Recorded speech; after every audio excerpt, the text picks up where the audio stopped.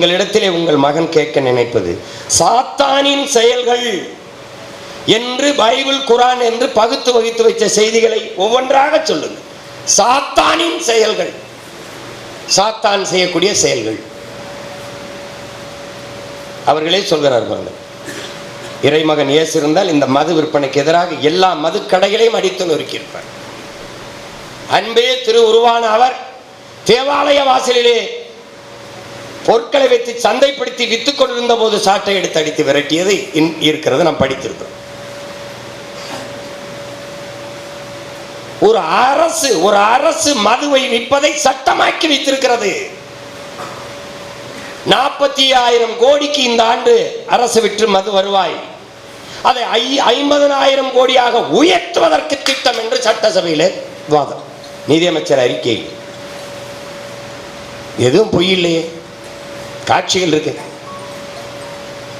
மாவட்ட ஆட்சியர் டாஸ்மார்க் கடையில் விற்பனை மேலாளர்களுடைய அவர்களை அழைத்து வச்சு ஒரு இதே மாதிரி ஒரு அரங்கிலே ஒரு சந்திப்பு.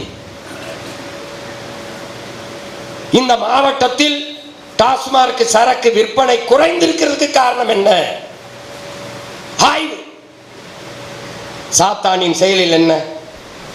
கொலை.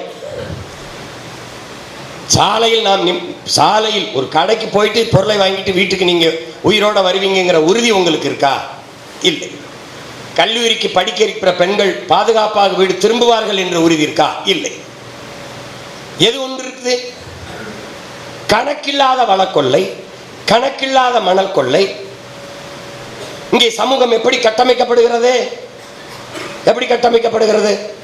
இதையெல்லாம் திருடுகிறவன் திருடன், குற்றவாளி. அரசு கண்டிக்கணும், தண்டிக்கணும். ஆனால் அரசே இதை அனுமதித்து திருடுகிறது. அப்படித்தான் அந்த தண்டகாரண்யத்தில் அப்படித்தான் அந்த பச்சை வேட்டை திட்டத்தை கொண்டு வந்தது. நான் திரும்ப திரும்ப சொல்கிறேன், புஷ்பா என்கிற படம், அந்த படத்திலே செம்மரக்கட்டையை நாம் வெட்ட வந்தோம் என்று 20 பேரை காட்டுக்குள்ளே இதே சந்திரபாபு நாயுடு அரசு சுட்டு போட்டது. இந்த அதிகாரங்கள் யாரும் கேள்வி கேட்கல.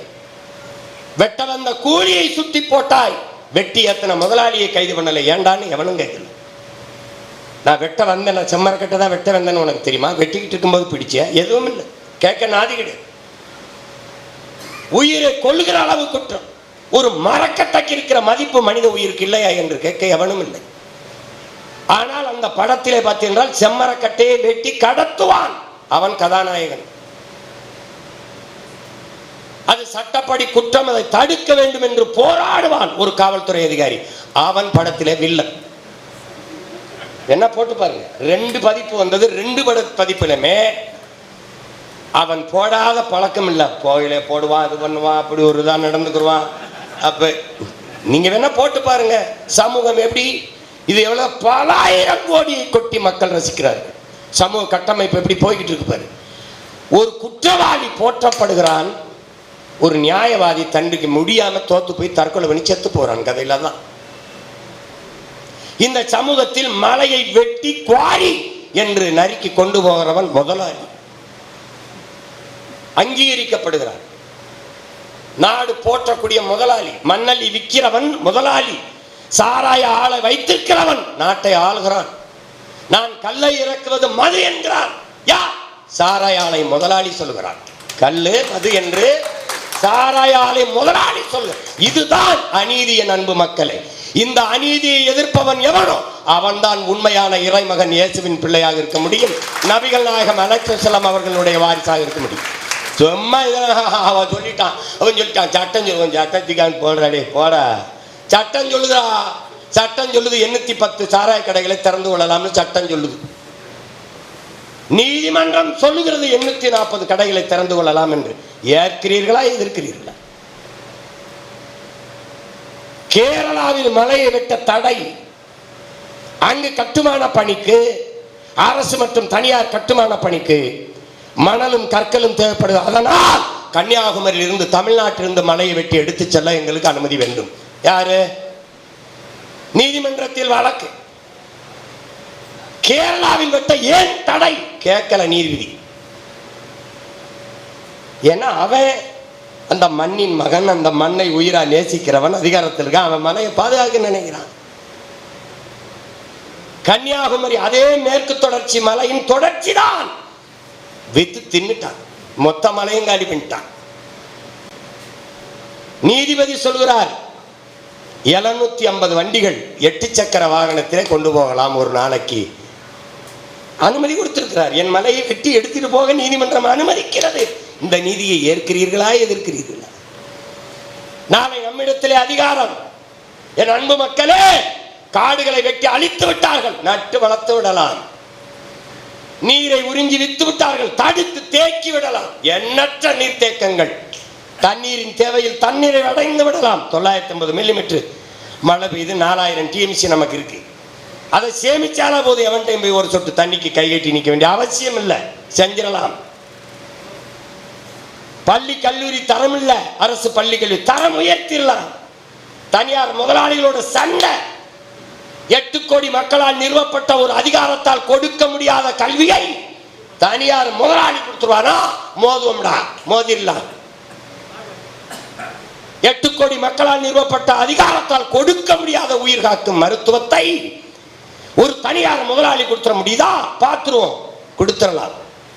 சாலையை சரி செய்து விடலாம், சட்டம் ஒழுங்கை சீரமைத்து விடலாம். ஒரு பய போதைப் பொருள் வித்தான், கஞ்சா வித்தான், அது பண்ணான், தொட்டான், பொம்பளை தூக்கிடலாம்.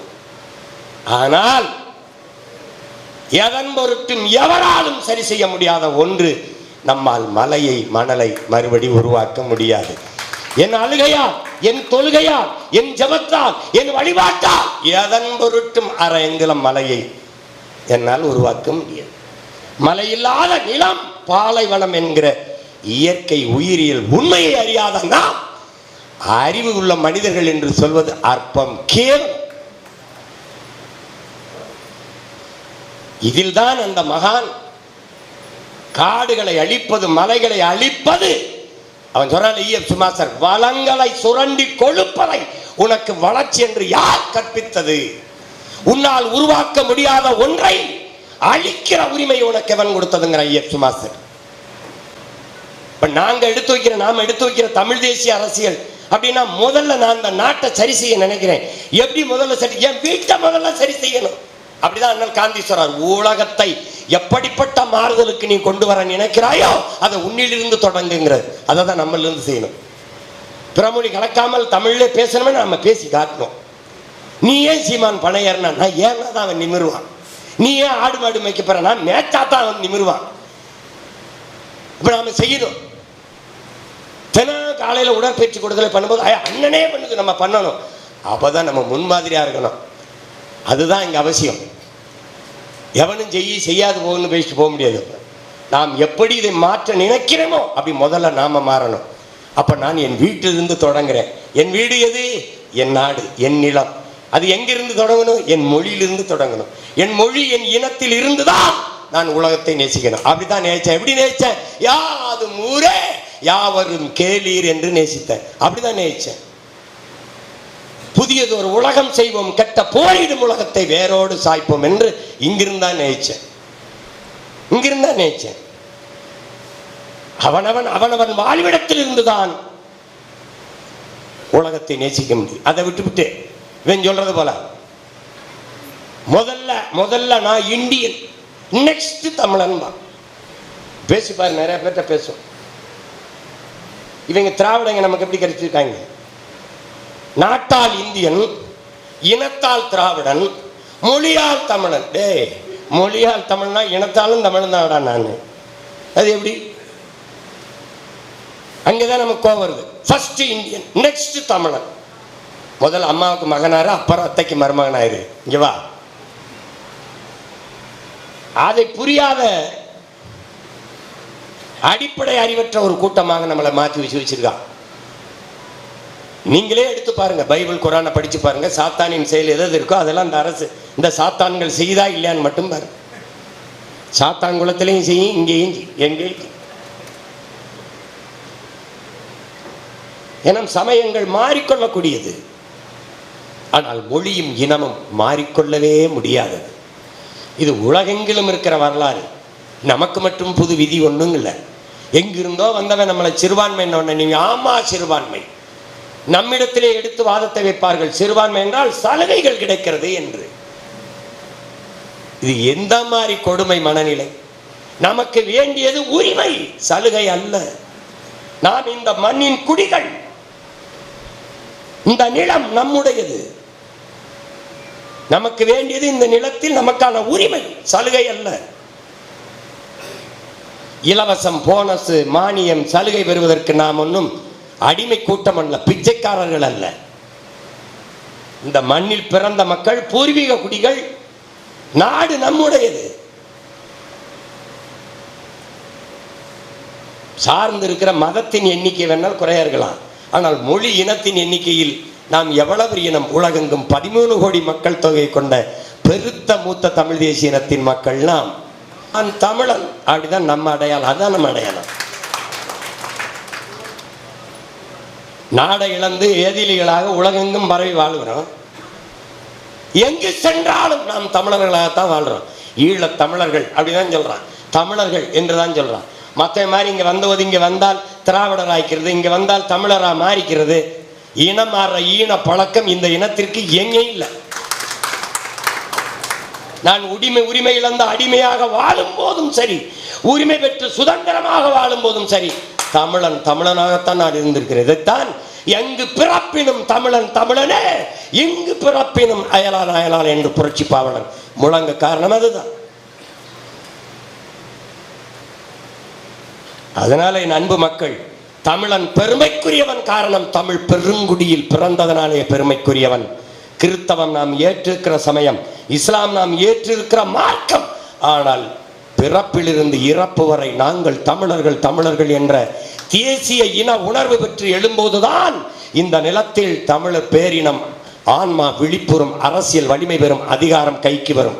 இதை விட்டால் வேறு வழி கிடையாது. மக்கள் தொண்டர் ஸ்டான் சாமி அவர்களுடைய தூய நினைவை போற்றுகிற இந்நாளில் என்னரும் இறை சொந்தங்கள் ஒரு உறுதியை ஏற்க வேண்டும். தீய ஆட்சி முறையை ஒழித்து தூய ஆட்சி முறை மலர நாங்கள் பாடுபடுவோம். கேடுகட்ட பணநாயகத்தை ஒழித்து மாண்புமிக்க ஜனநாயகம் மலர்வதற்கு பாடுபடுவோம். பாடு ஒன்றும் நீங்கள் விட வேண்டாம், ஒரே ஒரு ஓட்டை போடுங்கள், அவ்வளவுதான். காசு கொடுப்பார்கள், வாங்குங்கள். கோயிலில் இருக்கிற காணிக்கை உண்டியலில் போடுங்கள். கர்த்தரிடத்தில் சொல்லுங்கள், ஒப்புக் கொடுங்கள் உங்கள் பாவத்தை. இதுவரை சனியன் இந்த கர்மத்திற்கு ஓட்டு போட்டு விட்டேன், மன்னித்து விடும் கர்த்தரே. வேண்டுவீர்கள் இல்லை, விண்ணுள் இருக்கும் என் தந்தையே ஒரு தடவை மன்னித்து விடு. இந்த சாத்தானின் ஆட்சி முறையை ஒழிக்க ஒரே ஒரு முறை விவசாய சின்னத்திற்கு போட்டுக்கொள்கிறேன் என்று போடுங்கள். இல்லை என்றால் இந்த மகனையும் விட்டு விடுங்கள். கடைசியாக உட்கார்ந்து அரிசிக்கும் பருப்புக்கும் வேட்டிக்கும் சேலைக்கும் 5க்கும் 10க்கும் அல்லாடுங்கள். சோறு வடிச்ச தண்ணி ஆறா ஓடிச்சுங்கிறான். சிப்பிலிருந்து முத்தெடுத்தான், கரும்பு மொழியிலிருந்து கண்ணலிருந்து முத்தெடுத்தாங்கிறான். எப்படிப்பட்ட தமிழ் சமூகத்தில் பிறந்துட்டு இப்படி போய் இலவச வேட்டி சேலைக்கு இலவச பொண்டாட்டிக்கு அலையிறான். இலவச திருமணம், தலைவன் பிறந்த நாள்ல 69 திருமணம். அப்ப அடுத்த தடவை இன்னொரு திருமணம். அறப்பவன் தாலி வாங்கி விரும்பிய தன்னுடைய இணையாருக்கு கழுத்துல கட்ட வக்கில்லாதவன் கடைசி வரை அந்த பொண்ணை வச்சு எப்படி காப்பாற்றுவான்? அறப்பவன் தாலி வாங்க முடியல. தாலிக்கு தங்கம் கொடுத்தோம், சாதனை. குடிக்க வச்சு 4 லட்சம் பேர் தாலி அறுத்தோம், அதுவும் சாதனை தான், அதுவும் சாதனை தான். ஊரா என்ன பேசிட்டு வரான்? குடும்ப தலைவிக்கு 1000, குடும்ப தலைவிக்கு 1000. இப்போ 1500. இன்னொரு 6 மாசத்துல நான் அடிக்கிற அடியில் 2000, 2500 வரைக்கும் வர்றதுக்கு வாய்ப்பு இருக்கு. இந்த காசு எங்கிருந்து வருது தெரியல. ஆசிரியருக்கு சம்பளம் கொடுக்க காசு இல்லை, சாலையை சரியா போட காசு இல்லை, இது விட அதுக்கு காசு இல்லை, இதுக்கு காசு, சமாதி கட்ட 200-300 கோடி அதுக்கு காசு இருக்கு. எப்படி இருக்கு? எப்படி இருக்கு? 10 லட்சம் கோடி கடன், 10 லட்சம் கோடி கடனை வாங்கி சாலை சரியாக கொடுத்தோம், கல்வியை சரியாக கொடுத்தோம், மருத்துவத்தை தரமாக கொடுத்தோம், தூய குடிநீரை மக்களுக்கு விநியோகம் பண்ண ஒரு திட்டம் கிடையாது. தடையற்ற மின்சாரம் கொடுத்தோம், ஒன்றும் கிடையாது.